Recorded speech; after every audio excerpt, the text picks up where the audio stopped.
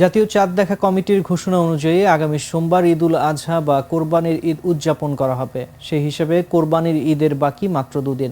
তাই প্রিয়জনের সঙ্গে ঈদের আনন্দ ভাগাভাগি করতে রাজধানী ছাড়তে শুরু করেছেন মানুষ। এদিকে গতকাল শুক্রবার থেকে শুরু হচ্ছে টানা 5 দিনের সরকারি ছুটি। আগামী 18 জুন পর্যন্ত ছুটি কাটাবেন সরকারি চাকরিজীবীরা, যে কারণে আজ থেকে কোরবানির পশুর হাট জমবে বলে ধারণা করছিলেন রাজধানীর মেরাদিয়া পশুর হাটের ব্যাপারীরা।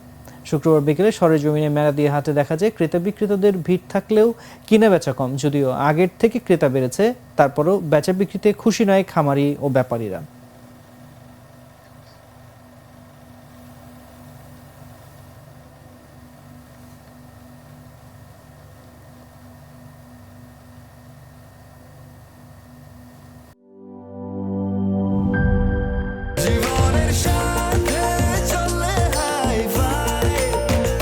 স্বাস্থ্যকর অল টাইম ফ্যামিলি কেক, সব সময় অল টাইম হেলদি লাইফ।